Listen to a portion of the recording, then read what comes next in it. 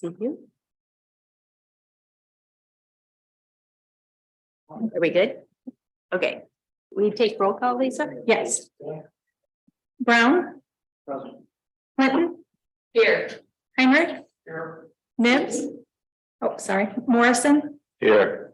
Paul? Here? No. Okay. We take roll call, Lisa? Yes. Brown? Clinton? Here.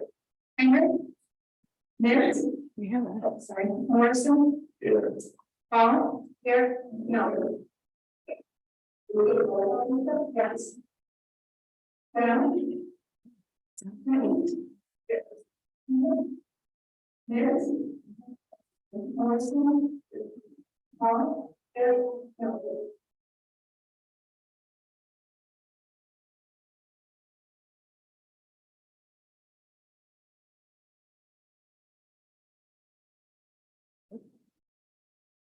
I think we're good. Just remember to use your microphones.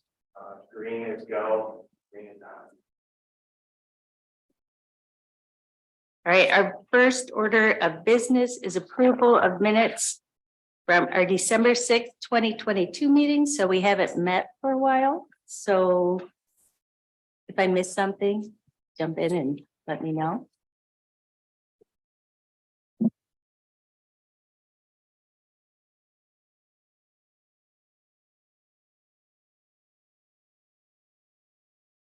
Well, Any- I didn't notice anything out of the ordinary, but it's kind of long time, but given that I would move that we approve the minutes. I'll second. All in favor? Aye. Aye. I'll abstain. As a person not present. Minutes approved with Mr. Brown abstaining as he was not here. New business for tonight. We have two cases on the agenda. The first case is number 868. It is a request for height and rear yard setback variances at 500 Rose Street.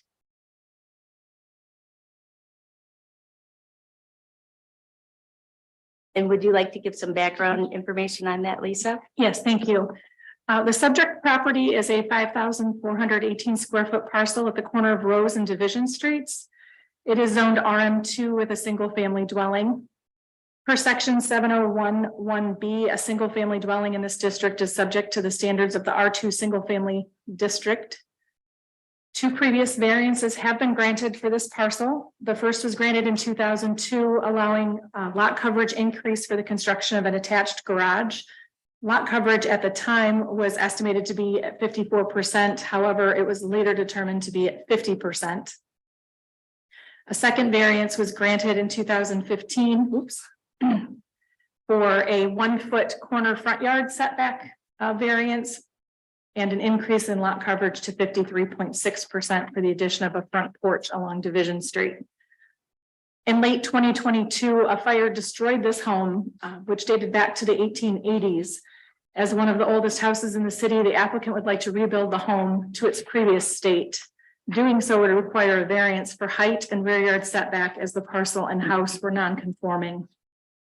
I do have a chart in your agenda memo there that states the RM2, it's actually the R2 standards that have to be met. The rear yard setback is 35 feet and the height maximum for today's current zoning ordinance is 25 feet, 2.5 stories.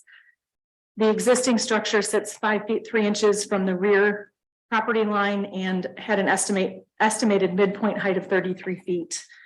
The applicant is asking to rebuild to that same height with the same setbacks as was existing on the structure, which would mean a 29 foot 9 inch rear yard variance and an 8 foot height variance. Great, thank you. Before we get into a discussion and a presentation from the applicant, I just would like to go through what the zoning board is allowed to do and allowed to consider in this, and it will be the same for both cases tonight. It's a good reminder for us, and it's good for the public and the applicants to be reminded of this, but the zoning board must state the grounds or the findings of fact which justify the granting of the variance. And we may place or attach any conditions regarding location, character, and features of the request that further the purposes of the ordinance. A variance should only be granted after considering the following 6 factors. The need for the variance is due to unique circumstances or physical conditions of the property involved, such as exceptional narrowness, shallowness, shape, or area, exceptional topographic conditions, or other extraordinary conditions of that specific piece of property and not shared by neighboring properties. The request is not due to the applicant's personal or economic situation.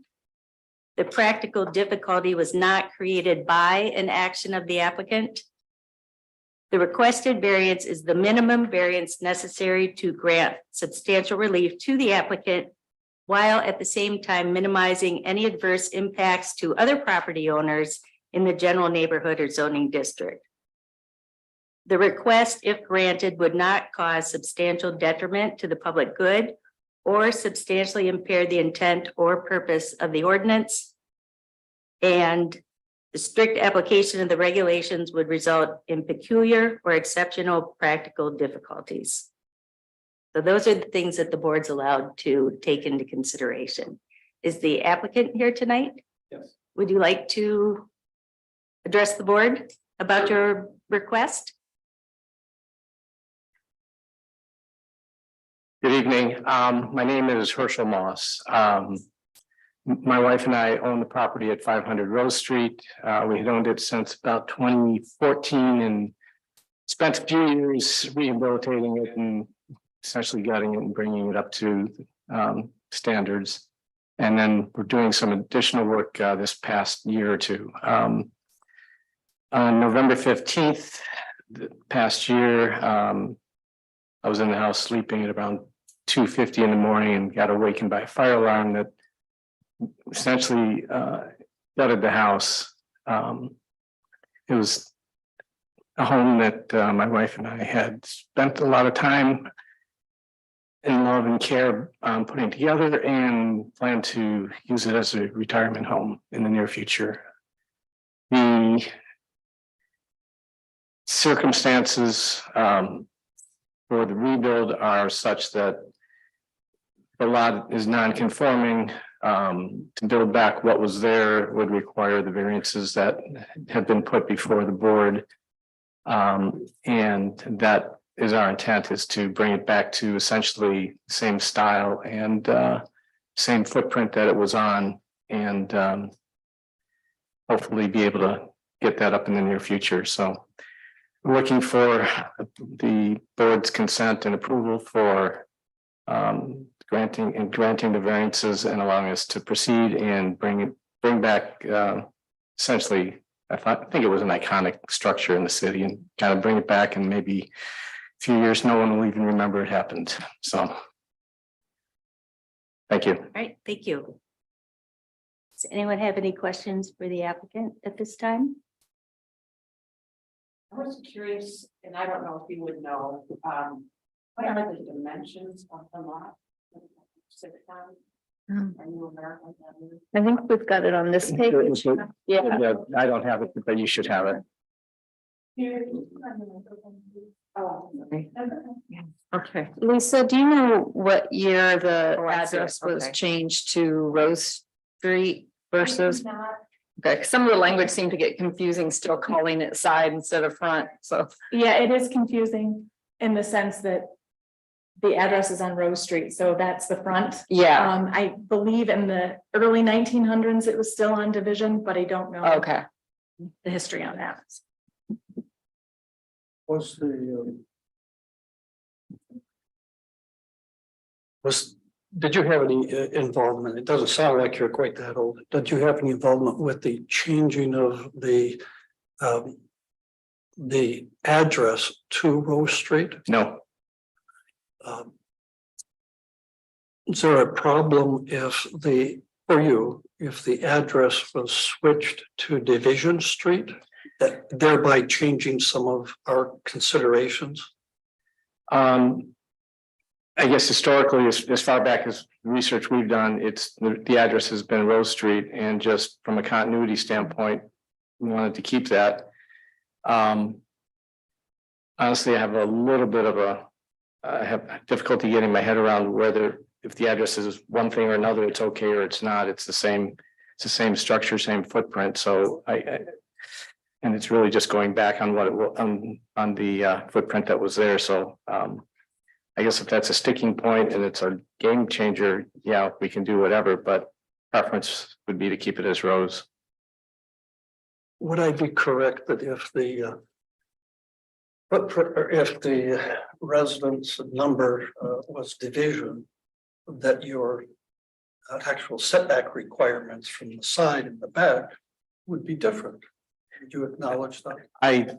From my conversations with Lisa, there's things change in corner setback or corner and back and sides, and my head kind of got scrambled with numbers and things, but I assume it from what she was saying that it's correct and things would change, but ultimately the footprint's still the footprint. So I think we'd be a little closer, but not. It would be Still a lesser where we variance. yeah. we would be looking at. Yeah. it's lesser variant. It sounds like it's a lesser variance, but at the same time, the same footprint. So if that's like I said, if that's an issue, then Lastly, from the newcomer here, please forgive me. From your application, it is your specific intent, and you would be committing to strictly building the same footprint, same dimensions as exists now, correct? yes, And the height would be as it previously existed. that one's a little. The intent would be yes, but I don't think anybody knows what the height was since it wasn't. I couldn't find any documentation as to what the height was. We know from pictures what it looked like, and it would be the same style, so the height would essentially be the same. You have your architectural drawings of. They're in process, so we don't, it's written. Back when after the house burned, I spoke to the previous city manager, and it didn't seem like there was an issue with putting it back the way it was, and I just had somebody start doing some drawings, and then subsequently discussion with Lisa kind of brought to light that maybe there's some issues there. So we slowed that down a bit because architects are not inexpensive and didn't want to proceed unless we knew what was going to be allowed. Is the intention on the building that it would be in similar or identical style? Similar or exact. Yeah, there's a couple minor tweaks that no one would ever even notice, probably just but that's the same style, same whatever it's called, turret, which is hat, and angles. Thank you. Sure. And I have a question then,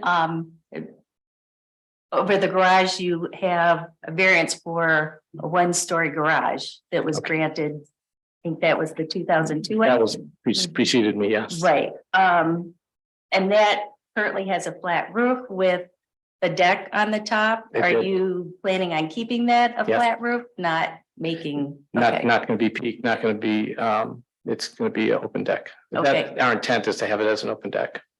Okay, because otherwise, if you were thinking of going higher there, that would impact. Yeah, that would impact, and our intent is not to impact the neighbors to the east of us, or the Dentons and the Colleen and Topher, I can't remember the last name. Anyway, our intent is to kind of blend back, not to make different.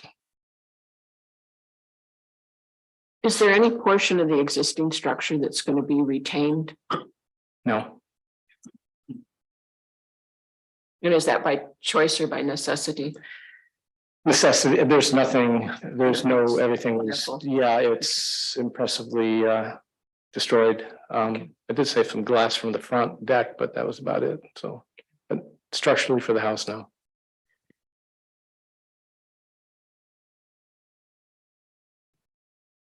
It would be correct, would it not, that if your variance request was not granted,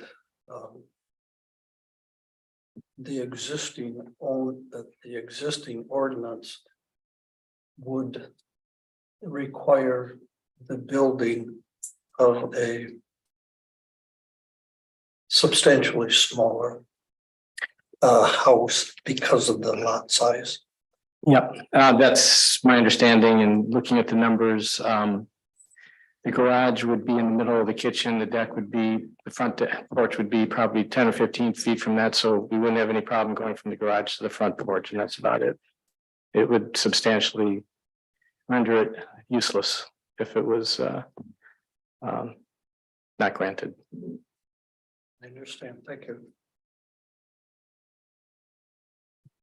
Any further questions for the applicant? Not at this time. Any public comment? Thank you. Thank you.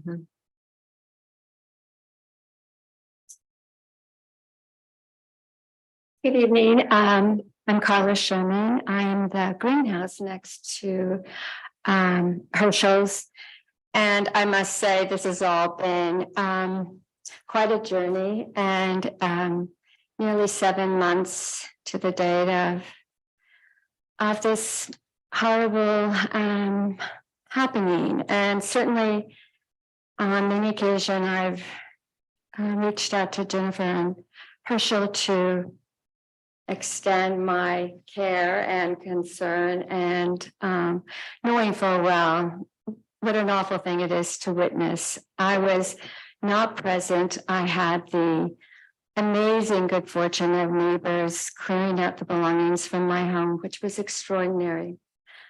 I love my home. Herschel loves his home. We love our neighborhood, and it is wonderful to think that it's all going to be coming back. I was taken a bit aback by receiving a phone call from my contractor just before walking into the meeting to tell me that Herschel had noted that they wanted to start demolition this coming Friday. And as Murphy's Law would have it, all of the windows for that side of the house, which needs to be tended to, which was relatively destroyed by the fire, are ready to be installed, which would require scaffolding to go up, safely go up to put the windows in that took a while to be milled and the siding to be milled, because we are really working very hard on restoring it very near what it was in the beginning, clear back when, and using proper materials. So that right now, just a few minutes ago, I can see we need to, in a neighborly way, work out, can the scaffolding be on Herschel's property so they can quickly get the windows in, because they're very quick workers, and finish that side of the house without the construction workers being in danger. Also, knowing that during the demolition, debris is going to be flying. It's going to be asbestos and, not such good stuff going on. So I'm in a rather conundrum. I'm very happy that Herschel and Jennifer are going to rebuild. It will be like our neighborhood once again, and that's what we all want. So I guess what I'm asking is, how do we mitigate the situation of timing to finally finish the side of the house that was destroyed, and yet have the ability for Herschel and Jennifer to go on with their home. Great, thank you.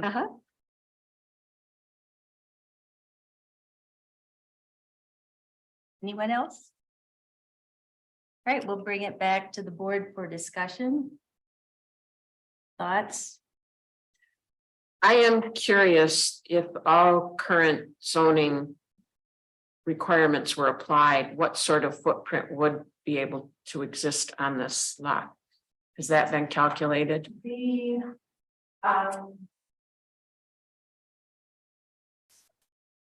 The front yard setback and the corner front yard setbacks that are currently on that property would not change. The biggest issue would be the Rose Street address. The Rose Street address makes the rear property line between the Mosses and I believe that's Carla's house on Division Street. So the lot is, I believe, 52 feet approximately wide. There's a 35-foot rear yard setback. There's a 5-foot side yard setback. And then the front and corner front are averages of the neighboring parcels. So with the address on Rose Street, there's actually only one property on that same block face. The second house is actually addressed William Street, and their setback is approximately 6 feet. So the current setback that they have is not an issue. And then if the address were changed to Division Street, it would be a 15-foot setback requirement averaged on the two neighboring properties that are about 12 and 18 feet. So the significant impact would be on the east side. If I got my directions The correct. existing rear, yeah, I don't think you could even really build a house. It would actually, on the south side. actually, Without is switching is the south side. south side is the Yeah. rear. You could not build with a 35 foot. with the Rose Street address being, Right, even if you average the two out, it's 10.5 feet plus 35 feet, you have 45.5 feet. yeah, Yeah. okay, Yeah, if you- that's what I thought, but I Yeah. just Yeah, didn't want I to. think you could do it if you switch the address, though it would be significantly smaller. It still would be, yes. Yeah, okay. Thank you. You're welcome. So is it customary for the board when you have a parcel that has unfortunately been completely demolished due to fire or hurricanes or whatever, we start with, correct me if I'm wrong, the original zoning requirement. And the applicant is here seeking essentially all the variances that had been previously granted. Am I understanding it? The two variances that were previously granted go with the property All right. and stay with the property. So those exist and are there. So they don't go with the applicant or the Right, project. run with It's the with, property. yeah, it runs with the property, exactly. So those two apply to the situation.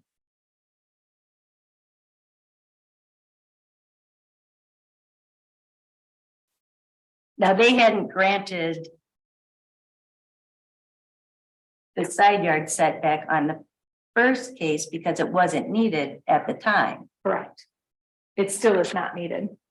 There's a 9-foot setback and the Correct. requirement is 5. For the side yard. Correct.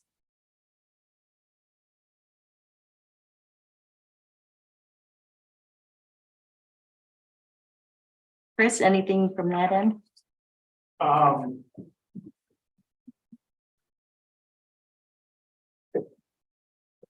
I mean, personally, it's very difficult for me to, someone they can't build back their house that burned down.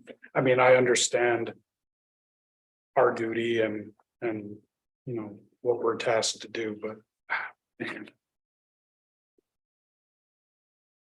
they just want to get back what they had. I mean, so I don't know if you, like, is a fire considered a practical difficulty?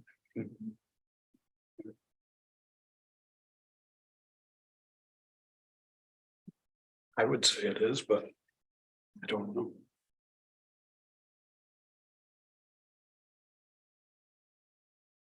When I was looking at the zoning ordinance, because I remember when I read about this in the paper, there was a lot of discussion about this being one of the oldest houses in Petoskey, and I also have an old house, although not as old as this one. And it does seem like, and also having just gone on the historic tour through the History Museum this weekend, I'm very much aware of the gravity and importance we put on history in this community. And so I was looking in the ordinance to see, I searched the word historic, because that's what you can do online, you know, I can just go through. And it's amazing how many times it's referenced about the nexus between the historic downtown and the historic neighborhoods and the historic this and whatnot. And I mean, I come to this from the standpoint of that, you know, what the ordinance said is if the house is destroyed, it has to come within the current requirements. But to me, the practical difficulty is that if you put a house on that lot in that neighborhood with a footprint the ordinance requires, it's gonna totally change that look that I think we value, which is these wonderful, big historic homes. So I don't know if that's a practical difficulty. I do think the lot size is a practical difficulty. But I also feel, for me, it's reading the ordinance as a whole, which puts a lot of value on these old, really wonderful buildings we have in this community, both residential and commercial. So I mean, I don't know how that gets me to a final decision, but I think it's going to inform whatever decision that I make, because I mean, I think what would that house look like? You know, you got these beautiful houses, and then what you're going to put a 1,000 square foot, if that, 1 story, you know, or 1.5 story house. I just, that seems wrong. And I think we had a similar, sorry. I think we had a similar plan before. It wasn't a destroyed home, but it was an empty lot on the court that was off Kalamazoo. And it was not much depth to it. And if you were required to build a home on that lot, meeting Right. all of the setbacks, it was going to be a 1-room home. Right. Which would not have fit in. No one would want to live in it, and it wouldn't have fit in with the style of the neighborhood. So I think lot size is a good consideration as a practical difficulty in this case. Scott? I think that the charge of zoning ordinance to begin with is to bring things in line where possible, and like we're talking, you're actually going to bring things out of line with the neighborhood. It doesn't, without objection from, or more substantial issue by anyone. I have no objection to it. I think that it's reasonable. No, I agree with Mary that, the intent, and I think that is one of the things we discussed, the intent to the neighboring properties. That, I think rebuilding as is definitely the best intent to the neighborhood. I think, changing the address is always an option to make it in the lesser variance, but I think it's just kind of semantics.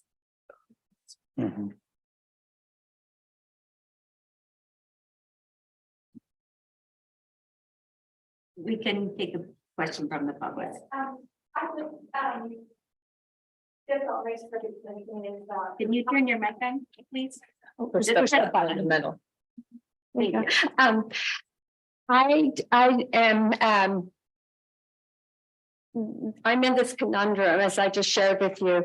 Is it, in order for the reconstruction of the side of my house that was destroyed to take place in a timely manner, how do I have this addressed so that the work can quickly continue, the new custom windows that have just arrived and the scaffolding built can be put in prior to the demolition process. Is this, where do I go with this? You have to talk to Dr. Moss and you Okay. work that out between you. It's Okay. between two private property owners and Perfect. I believe the city has no interest in this. Okay. So Thank you we for can't really- answering. Okay, Thanks. you're welcome. And I turn this.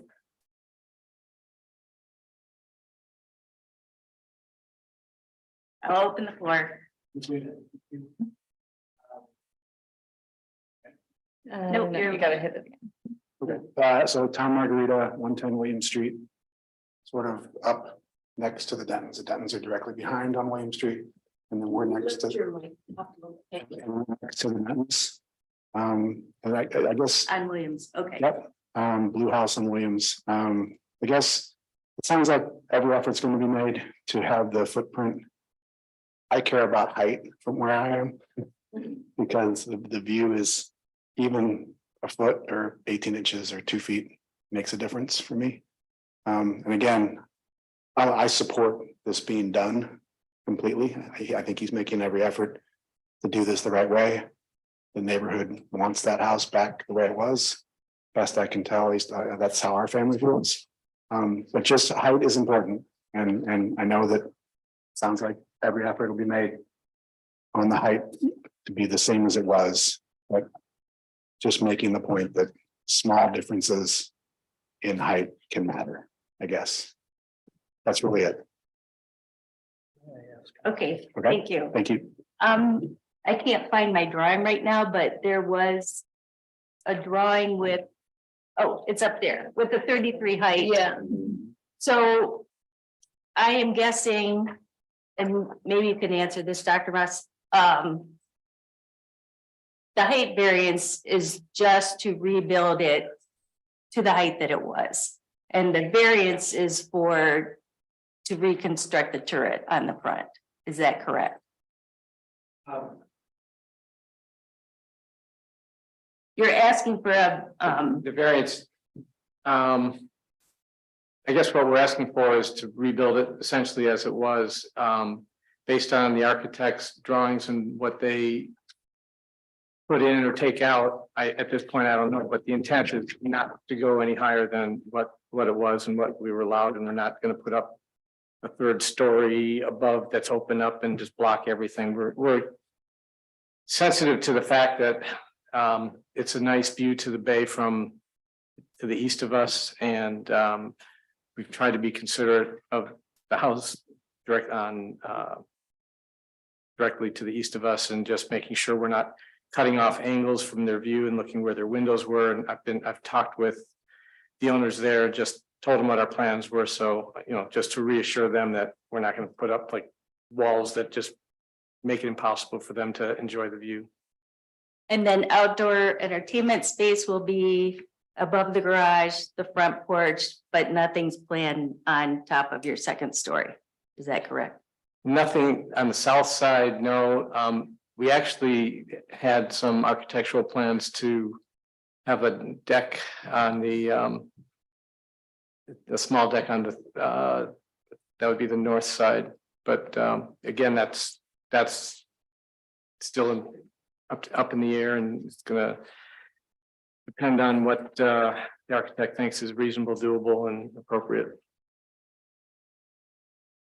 But again, it won't block any, what we've also done is we used, when we had the deck up, we used glass panels so that it didn't obstruct anybody's view of anything. So we're, again, just took that expense upon us and just made sure that we preserved what we could. All right, thank you. Sure.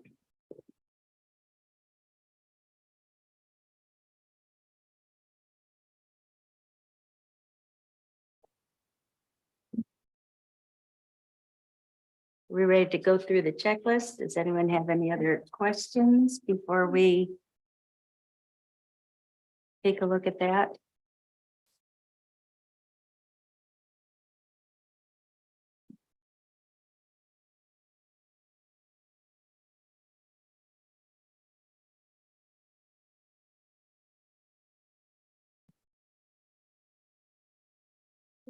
Just one last question. Mhm. Hard for me to see from the photographs Microphone. that, Oh, maybe it's more clear there. But opposite the turret, the roof is not flat. It actually has a slight gable, does it not? Is that right? Yes. Okay, that's what I thought. That answered my question. Thank you.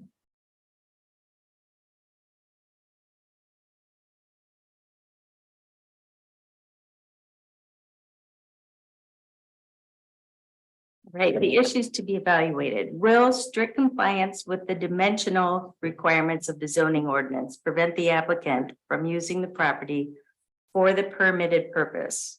A variance is granted for circumstances unique to the property, not those unique to the owner.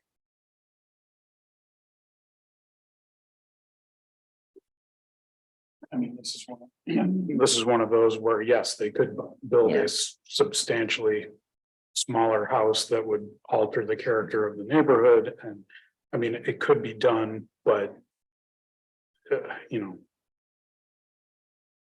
I don't really like that question a lot of the times, because I think it's misleading. I agree. A house with the address as it is, with the requirements, it would be a ridiculously narrow house. Right. I agree also. And I concur with that, the small size of the lot and the existing footprint and the variances. That's valuable to have that in the neighborhood. So I believe that strict compliance with the dimensional requirements of the zoning ordinance circumstances support the variance. Hey, is there a way to accomplish the same purpose without a variance or with a lesser variance, regardless of convenience or expense? The ZBA considers the property, not issues with the interior of the structure.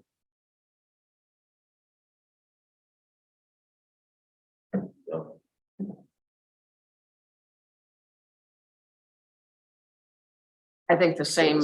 Yeah, no, The it's same very reason. sad. I think the only thing is that if this was where there were like matching turrets at the top. Mhm. I suppose that one thing that could be considered is if the slope of the turret was slightly changed. But I have no idea how much that would gain and whether it would be meaningful. I believe it goes to like the midpoint of that, so like even if you made that less steep, you're only talking about. That's what I thought. That's what I'm thinking. It's not gonna be a significant change, Yeah. so. Yeah, so I feel that it's, again, the same as with the initial question, is that there's really no way to substantially change. And still keep that character of the neighborhood and build anything that's consistent with the neighborhood.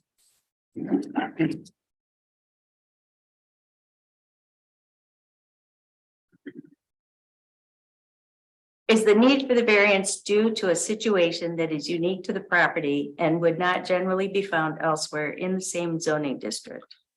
If the situation is often repeated in the same zoning district, then the variance request should be denied.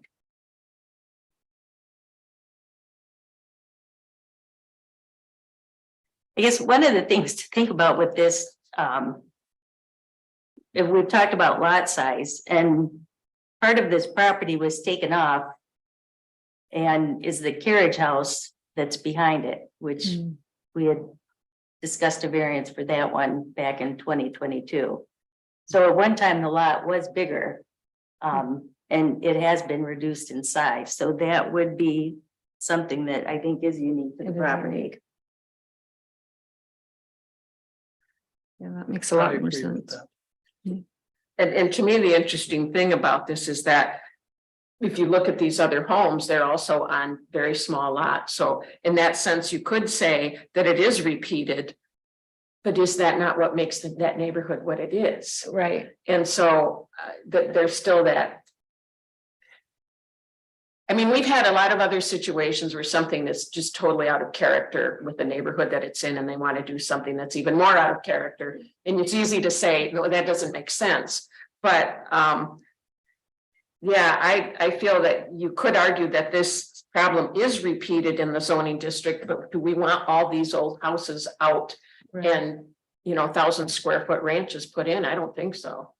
I mean, I go back to my comment early on about what I see as the overall intent of this ordinance, among other things, is to preserve historic properties. And I would hate to see us say, just because it might occur elsewhere, that we allow these houses to go away. Maybe I'm too romantic about it, but that's my view. If granted, will the variance uphold the spirit and intent of the ordinance and be fair to neighboring properties? There are reasons the ordinance was adopted, and those reasons should be respected and upheld.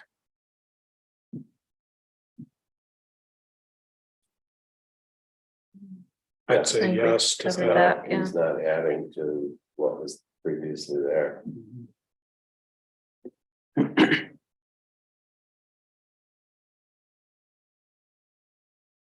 Has the need for the variance been created through previous action of the applicant? The appeals board is not responsible for bailing out an applicant who created the need for a variance. No, it's not. Yeah.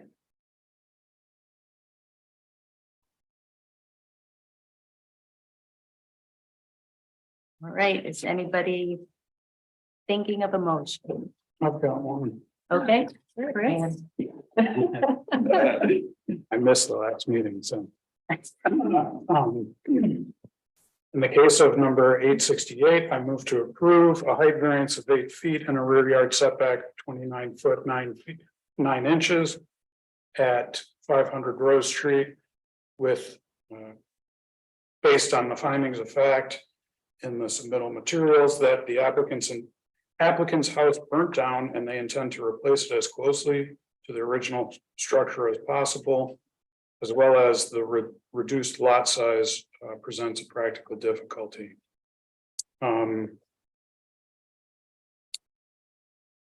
Well, this reads kind of weird. That demonstrate there is a practical difficulty created by section 1600 of the zoning ordinance that the proposed changes are not contrary to the intent of the ordinance and would not cause substantial detriment to the public good or substantially impair the intent and purpose of the ordinance. Is there a second? Support. Any further discussion? Ready for a vote? I'm sorry?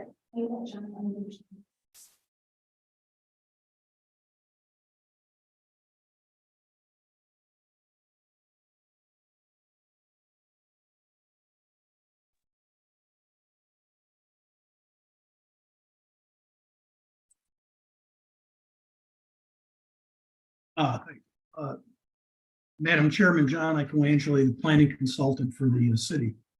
If the maker of the motion and the second would agree, I would add to the motion that part of the reason for the granting the variance is to ensure the historical context of the neighborhood.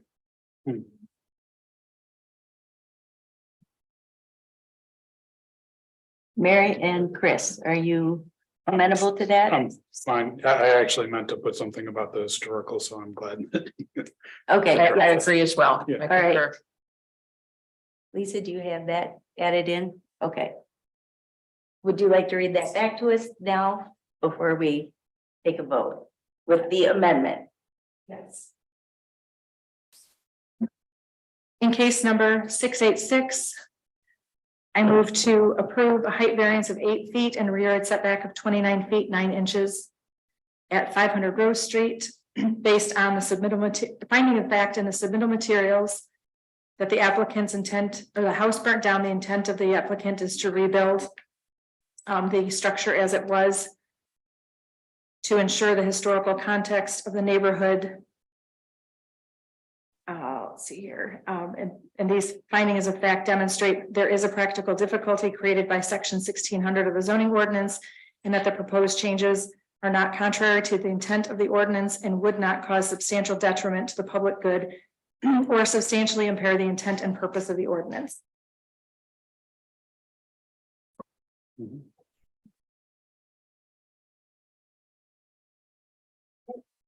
Take a vote. Morrison, Support. Paul, Yes. Null, Support. Brown, Support. Clinton, Yes. Heinrich. Or The motion is passed, the variance is granted.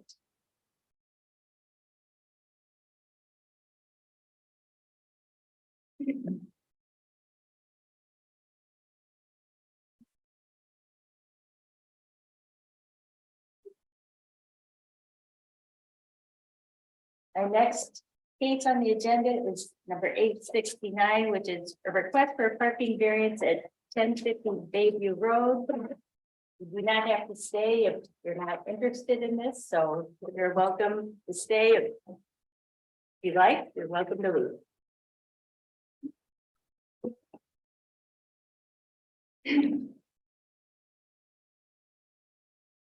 All right, Lisa, would you like to give us background on this case?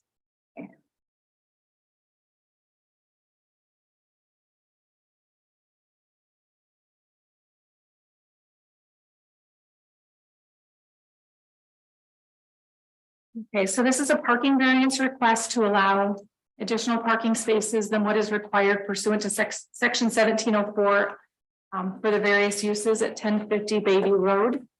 In 2009, a site plan approval was granted by the Planning Commission and allowed for 111 parking spaces based on the parking standards at the time. Since 2009, the business has grown, resulting in the following changes. The largest shift of employees has grown from 37 to 107. Retail space has increased 263%. Office space has decreased 20%.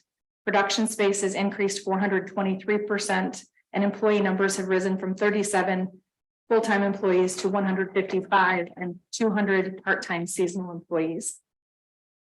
Since 2009, Kilwin staff have been parking in the lower rear parking lot at the former Tallberg building at 1000 Bayview Road. They have since outgrown the parking area and are in need of additional parking. The applicant is proposing to remove the existing structures at 1100 and 1150 Bayview Road, formerly Van's Business Machine and Bob and Again, and combine the parcels with 1050 Bayview Road to create additional parking area. There is a variance request summary in your packet that does show what the 2009 parking requirement would allow based on the current uses, as well as what the current code would allow for the current uses. If you were to use the 2009 parking requirements for today's uses, it would allow for 159 parking spaces. The current code would allow for 132. The applicant is asking for 181 parking spaces total, and that is the request of a variance of 49 parking spaces. Okay, and in addition to asking for a parking space variance, they are also asking for a front yard setback variance, correct? They are. And yeah, I don't think that was, I didn't have that included. Now that you say that, I do recall, But it's in the application. it is, yes, it's because the B3 district, the parking has to be on the side or rear. So that's where they're asking for that front yard setback, which is what they were, I believe they received for their previous, well, the previous was existing, the current Kilwin's parking area was existing with the way it was set up. So this is to kind of tie in with that. They would be reducing their curb cut from 2 curb cuts to 1, which is something that we as a city, as well as MDOT, likes to see. The fewer ingress egress opportunities is preferred. Okay, and I would like to read the 2 sections of code that Sorry, could you turn your microphone? I would like to read the two sections of code that the two requests apply to. The first is 704, section B, number 6, which is to minimize excessive areas of pavement that contribute to higher rates of stormwater runoff exceeding the parking space requirements of subsection 1704H in non-residential districts shall be prohibited. And then the front yard setback was 1704. 2. F1. Under general requirements, parking areas shall not be located within a required front yard setback or street frontage side yard setback on a corner lot. But it's the front yard setback that's applies here. So that those are the two items that they are asking for relief on in this case. Marie, could you repeat the first section number you said? It is 1704 B 6. Okay, thank you. And that is in it, they have referred to it on their application. Yeah, right. Yeah, I wasn't sure I heard you correctly. So that's why I wondered.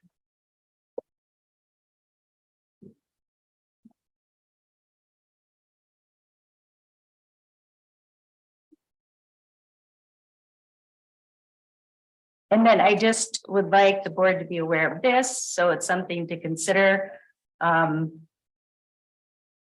1704 B2, new parking lot construction shall require a detailed site plan in accordance with section 1716 and planning commission approval. This project would have to go to the planning commission for a site approval. There are two ways to go about this. We could grant the request or take a look at the request, or we could consider that we might need more input from the planning commission before doing so, or we might refer that. Think about it in those terms. So those are options that are out there just to consider, but just so you know, it would be going there anyway at some point. And that did raise a question that I had, or do we want to talk to the applicant? Do you want to talk to the applicant or do you have questions for Lisa first? No, I think we can talk to the. Okay, is the applicant here? I'm Elaine Kaiser. Turn on this microphone. All right. Thank you. I'm Elaine Kaiser and I'm the architect for Killens. And I've been working with this company since 2006. And I'm very happy to see that they have been growing wonderfully since they took occupancy of that building in 2009. And we never imagined that they would be to the point where they are right now, which is having what most people can't see is there's about 25,000 square feet on the main floor, which is also on the basement underneath. So from your driving by and looking at the building, you wouldn't know that we have a lot of manufacturing and warehousing space in the lower level as well. We didn't have that when we first started there. They came from their place up on Division, and they had one enrobing line and a handful of workers. Now they have 3 enrobing lines and they have 2 shifts of workers there. So it has really become a great business for our community. And with that, their employment has increased about 80 people on their full time. And that is one of the reasons why we need more parking spaces, because if you look at your zoning ordinance, we're allowed 13 parking spaces for our retail. And I want to challenge you to go there during any holiday or evening in the summer to try to get ice cream and see if there's more than 13 people parked there. Therefore, they have resulted in parking some of their employees to the west at the old Tallberg site on the lower level and up on the top. And since they've purchased the Bobbin property and where Vans is at, they're also parking over there. So the goal is to take down the Bobbin building and take down the Vans business building and expand our parking over into that property, so that we can have the ability to develop the Tallberg property. And if I recall, that is one of the pieces of property that is on the city's list for improvement. So right now that can't happen because it's our overflow parking. In response to the front yard setback, when I was looking at the design of this and taking a look, walking around out there, their current parking is in the front yard setback facing US 31, and then so is the PMP business. Some of the parking that is there right now for Vans business machines is also in the front yard setback. So I set out to develop a layout that would allow us to continue that same greenbelt look, so that it would be harmonious from one building all the way through that whole strip. That's why I'm asking for that front yard setback. Our plan will also include the greenbelt, the spaces, the trees, the plants, all of that. The reason that you don't have a drainage plan and a full engineered set of drawings is because the time that it takes for us to produce that and the cost would be quite a bit if we were not to be able to do this plan. So the reason that I've come to the Zoning Board of Appeals first is to ask if we could please have additional parking spaces to meet the needs for the business. And should we get that approval, I will be working with Benchmark Engineering to swiftly produce all of the documents that we need to appropriately file with the Planning Commission for site plan review. It's our intention to be able to get this parking plan underway and completed by fall. So I know it's only the beginning of June, but the second thing is that our parking spaces that we're looking for are meeting the needs of what we have right now. If we were to be held back to that 132 parking spaces, or I'm sorry, I can't remember what you had there, Lisa. 132 is 132. We would not meet what we need on a daily basis for the employees to park or for the guests to come and park. And I completely understand the zoning ordinance. I understand the runoff. Right now, we currently have two buildings and a parking lot that would be replaced with just one parking lot and some extra green space. There was one other thing I wanted to say. If we don't look ahead to how many parking spaces we need in 3 years or in 5 years, then we're right back where we started here in just a couple of years. When I was going through these calculations and I was taking a look at what is the footprint for Cortez Flynn, I was really surprised to see that we're given one parking space per 350 square feet of building. So for that Cortez Flynn building, we would only be allotted 10 parking spaces.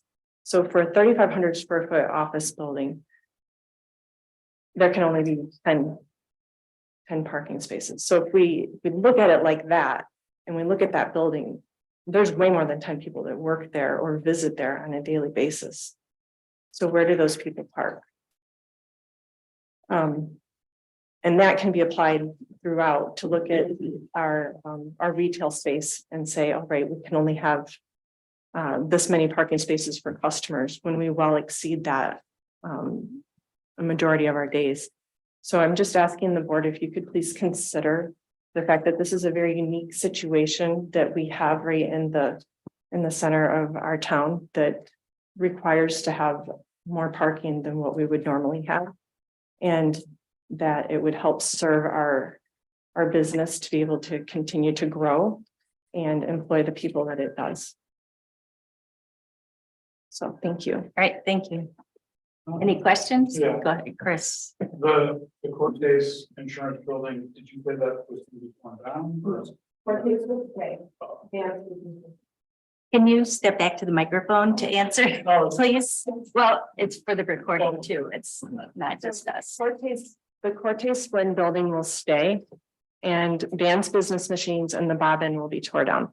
And right now, both of the rooftops of both of those buildings are impervious surface area that contribute to runoff. Question. I'm just gonna put my note. Yeah, that would be great. Thank you.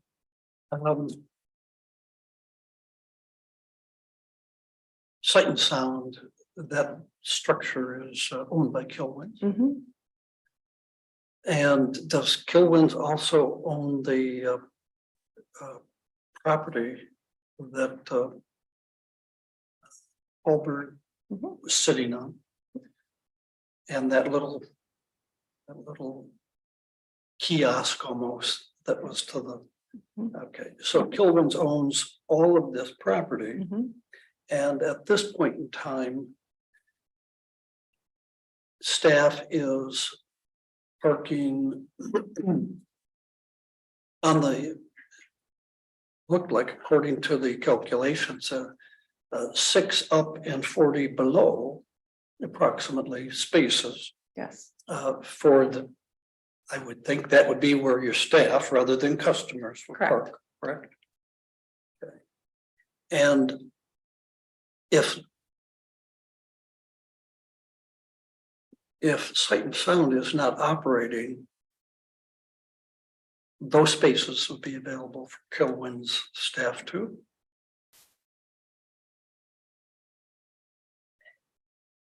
If Sight and Sound is not operating, which is the case right now, thank you to COVID, that has become workspace for some of their employees to be able to overflow into that area. So some of the office staff Mhm. is on that, Yes, yes, in there. you got it, I'm sorry, is that office staff for Sight and Sound or office staff for Kilwins? for Killen's. Is in the Sight and Sound Yes. building. Yes.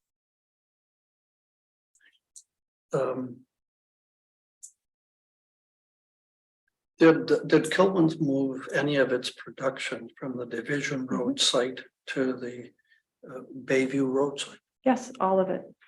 All of it? Yes, all of the production. And for a time, their warehousing remained up at Division until they purchased another piece of property south of Petoskey. And they moved their main warehousing in there. I'm not trying to be flippant with this, but at the time that Kilwins came to this existing site, it had fewer staff and a smaller production site Mhm. and smaller retail footprint as well. Correct? Mhm. They have chosen to expand the retail footprint Mhm. 200 and some percent and the production square footage by, I think, 460%.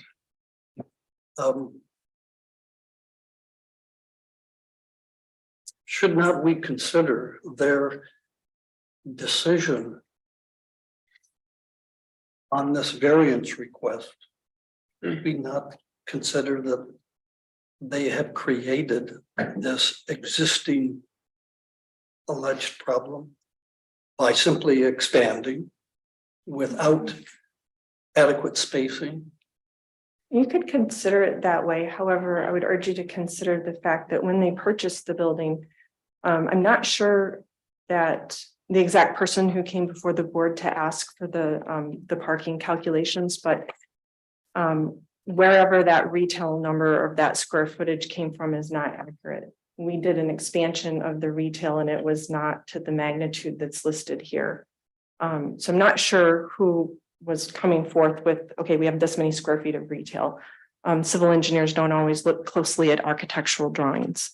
So the second thing is, if you're a business owner And you have the ability to purchase a building that has a couple areas where tenants are currently at, and you know that in 10 or 15 years, you're going to be able to expand into those spaces.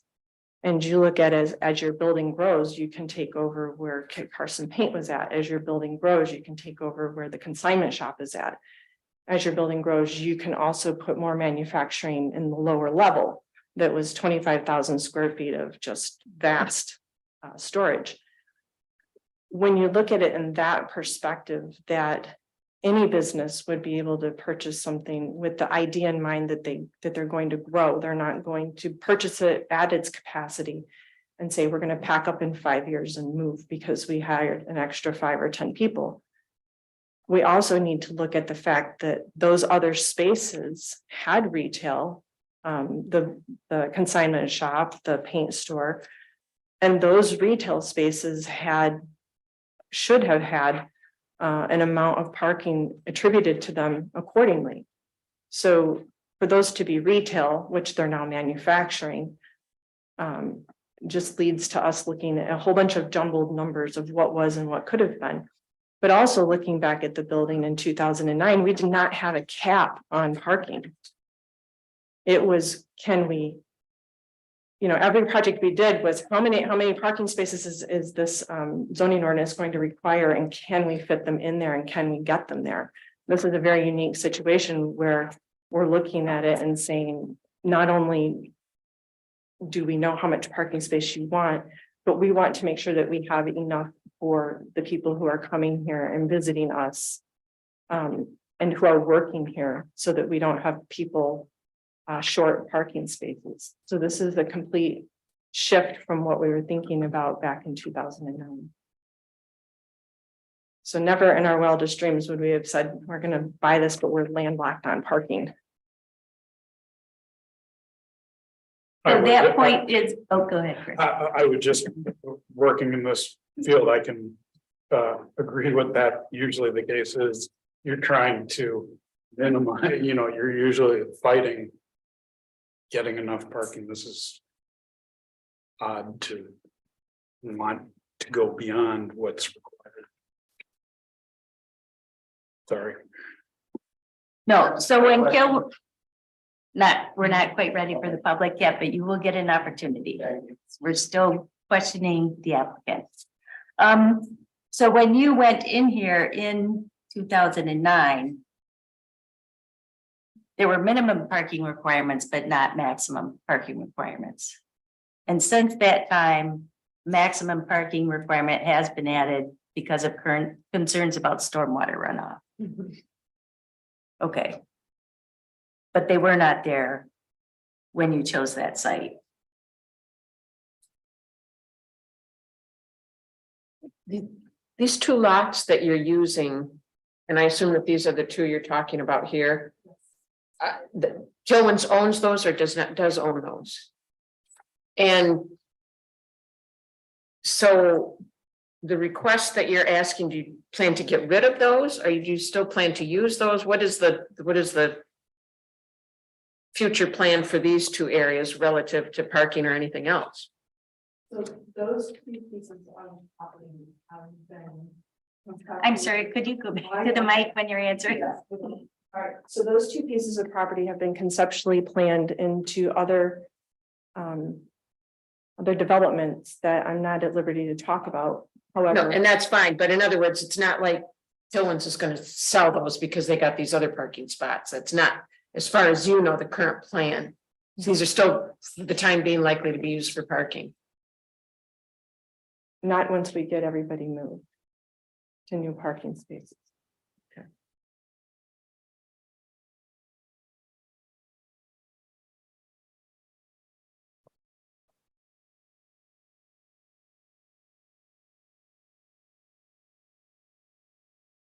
Nobody wants to park down in the dirt anyhow, Nobody wants to, park down in the dirt parking lot anyhow. well, it just, I mean, Yeah. my thought is I'd have my people parking away from the building rather than out in the front where customers are, but that's how I would look at it, but I don't own a business, so. They would be off over towards PMP. So the employees would be off to the east. And keep in mind that there is an easement, whereas 8 of those parking spaces on where the Bob Inn is at. We have to allocate 8 of those parking spaces to PMP because PMP does not have enough parking. So, I have a question about that. So it said in your application. It discussed parking at the PMP site. Now they have spots along the highway. yes. Are you getting rid of those? Is Nope, Talbert or does Kilwins own the PMP building as well? they do not. Okay, But what happened is PMP did not have enough parking and they purchased the right to park at the Bob Inn property. So we can see a little theme here where we don't have enough parking. So even though we're going to be able to take down the Bob Inn, take down the Vans building, build more parking, 8 of those spaces belong to our neighbor. 8 of the 49 you're asking. Yes. Thank you. So we have 46 that are over on the Talberg site. We're gonna make it work if we can get the 41, which is actually 49, but Have you, the school currently owns the old Talberg site. Aren't there more than 6 sites on the, we'll call it the road level? You know what I mean? Not the 40 in the Mhm. dirt parking lot down there, mhm, but up by the building proper. mhm. There's quite a bit of parking up there. I think maybe, are you asking why we don't use that? That'll be one of the questions. All right, so. With the Kilwins main property, the main parcel that we have used. That is one parcel. The Talberg site is a whole separate parcel. Where Van's Business Machine is another parcel, where the Bob Inn is another parcel. In order to put. This parking how did you say that, Lisa? Where it's all, contiguous, thank you. Where all the parking is contiguous, I have to go through and merge that all into one piece of property. And the Talberg site is not ideal as a parking lot. The Talberg site is adjacent to the Kilwins property. It's Correct. to the west. And the dirt parking lot is. It's not, the access to the Kilwins facility is to walk from the dirt parking lot. Which is ground level with Kilwins, but behind Talberg. And they walk over to work or whatever. And that is Talberg property. Well, it's Kilwins property, Well, okay. but it's on, call it the Talberg site. You got it. Yes, exactly. Why not modify and just do your parking on, for example, that 40 site dirt parking lot. Pave it and you got 40 more spaces right there. I don't know how to explain the value of that piece of property. The upper part, the lower part. Even though the person who owns it has even though let me just be clear. The property is owned by one person, the business is owned by another entity, okay? So just say the umbrella of Kilwins, but an individual owns these parcels. And it does not make good land use to take that parcel and make it parking. Took it from your application that the goal was to eliminate the parking behind on the Kilwins so that it looked like potentially redevelopers sell that. Yes, Is that what you were indicating the plan? yes.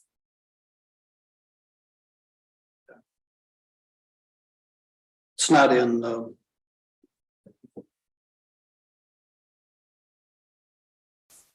at this point in time, all of the parking spaces referenced at the Kilwin on the top and the 40 down below are available for Kilwin's employees, correct? Mhm. Okay, thank you.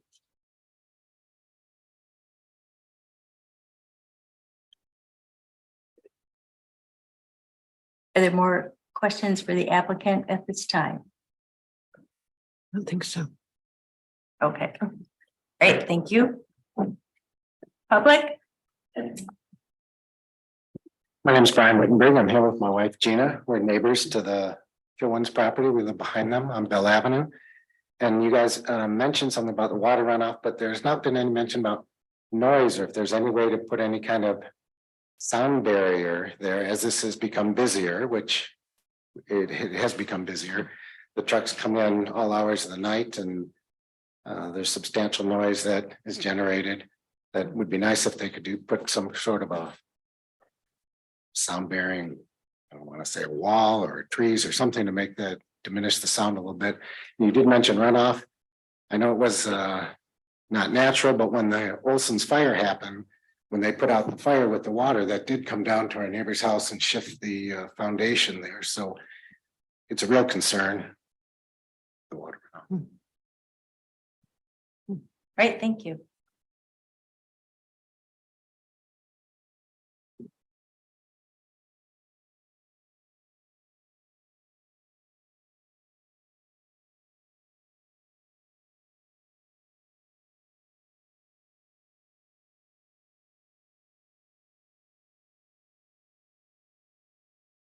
Okay, I'll bring the discussion back to the board.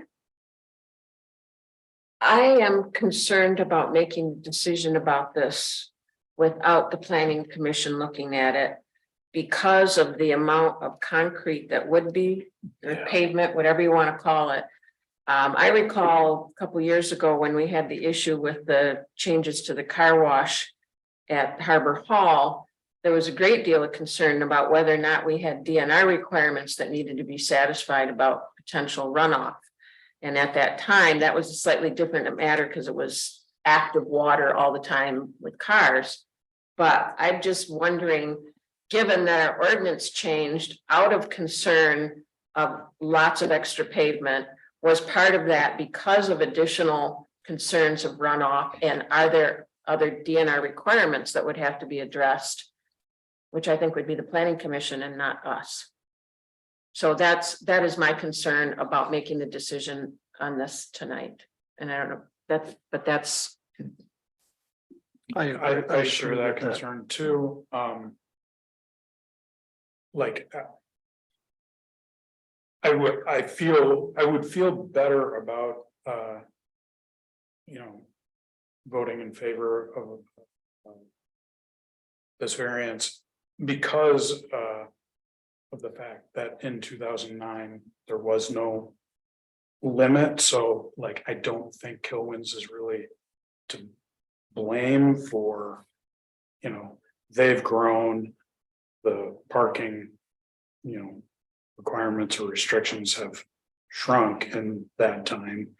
And so, it would be different for me if that weren't, if there was a limit at the time that they bought it, because I think you have to factor in parking as part of if you intend to expand, parking is part of that, but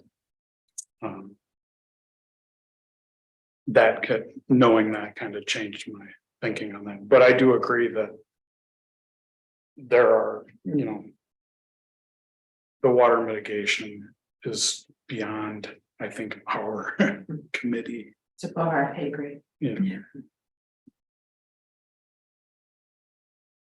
I would agree with that too. And being as new as I am, I don't know the proper procedure, but I would request that we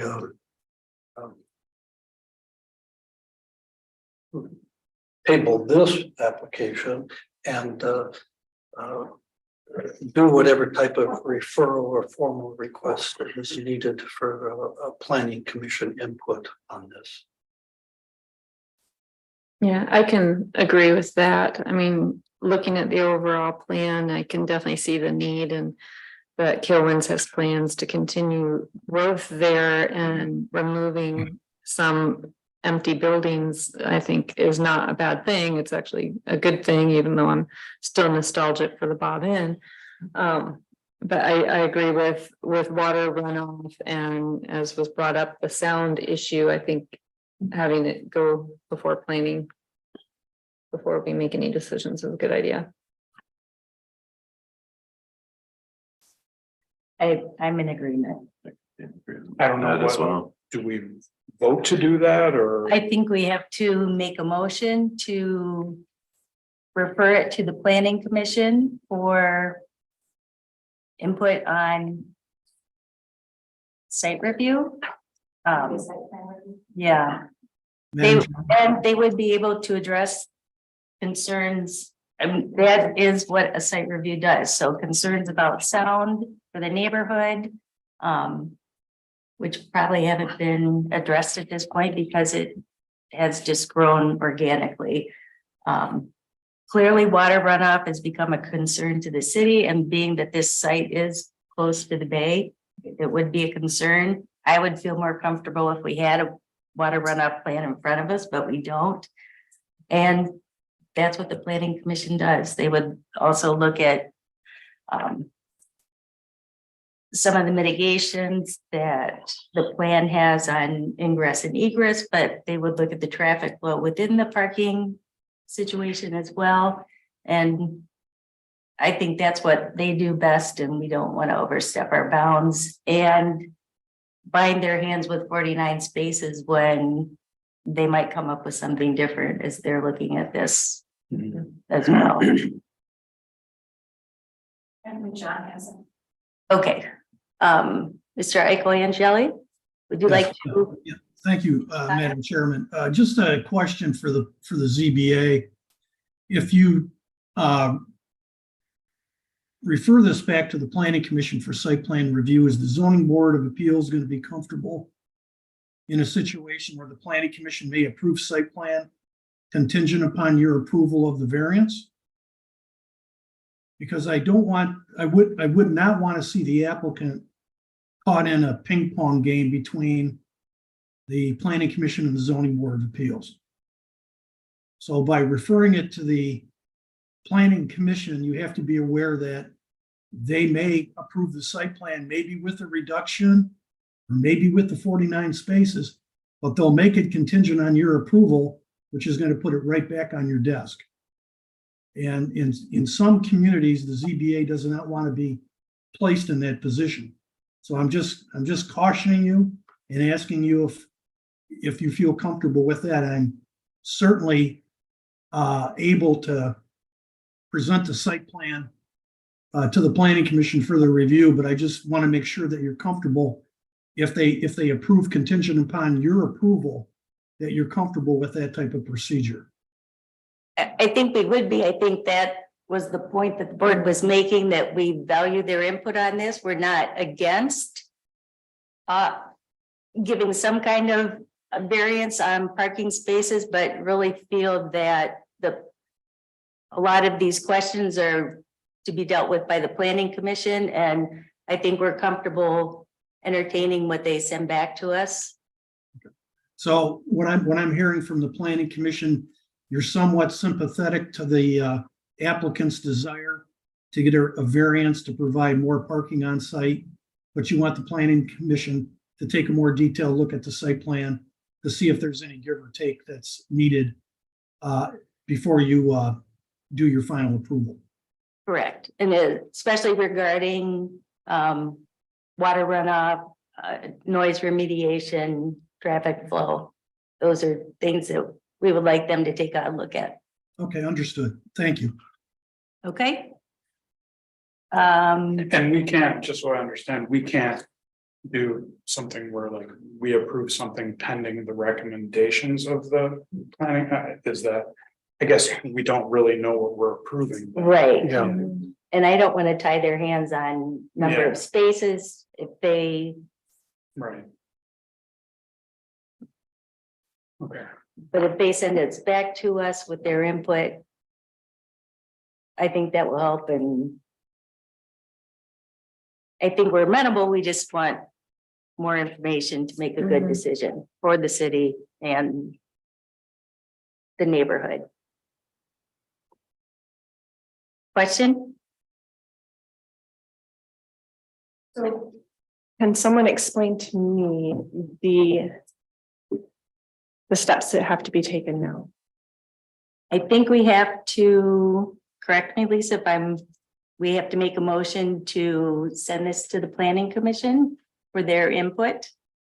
Yes, you could postpone discussion until the planning commission is able to do a site plan review and give the zoning board of appeals their determination. Okay, And then you could come back and make a motion. Okay, so who takes it to the planning commission?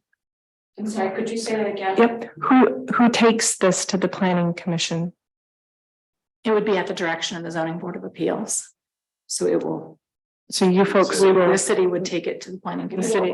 we won't be there. Yeah. They will conduct their meeting with the information that you give them. okay.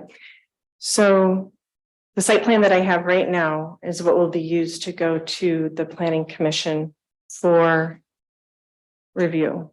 They probably will want information on stormwater runoff. Okay.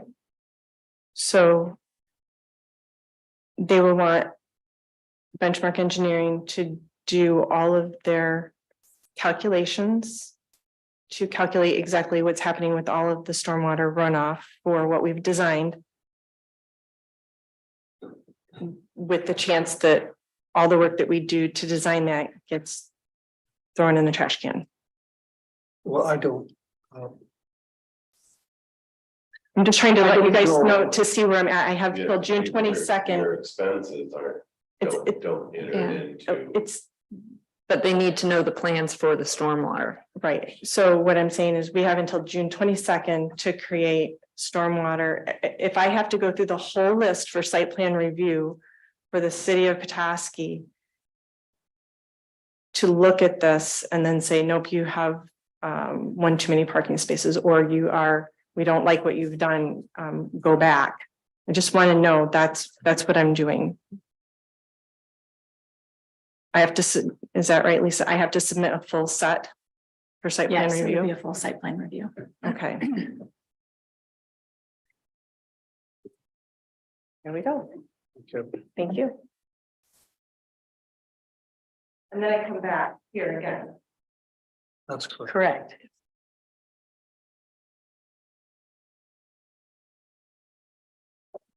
So do we have a motion from, I'll make a motion. can you turn your mic on, Mary?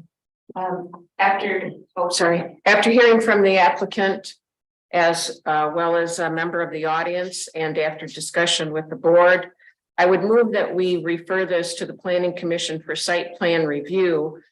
Based in part that, while we are sympathetic to the applicant's request for additional parking spaces, given that this property was purchased in 2009 when limitations were different, that the application also raises issues relative to concerns that have arisen since then, particularly with respect to runoff and water mitigation. In addition, we have also received comments about possible noise complaints, and that all of these are beyond the purview of the zoning board of appeals and therefore require the input of the planning commission for determination. Might I suggest one more correction? Beth, you turn on your microphone. I do not want the planning commission nor the applicant to have the wrong tone or tenor or presumption that we are at this point putting a stamp of approval or weight behind the application.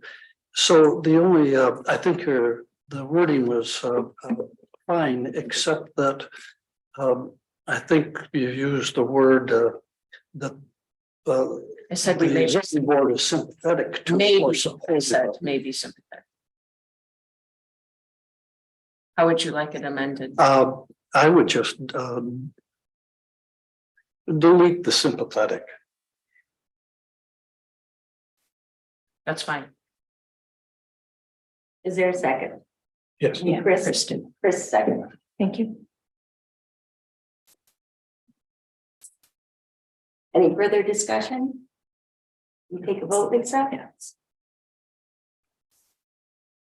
Heinrich, Yes. Morrison, Yes. Paul, Yes. Null, Yes. Brown, Yes. Clinton. Yes. Motion is passed, so discussion on this will be tabled and it will go to the planning commission. Oh, thank you. Motion is passed, discussion of this is tabled at the zoning board, and this will go to the planning commission for site review. Thank you.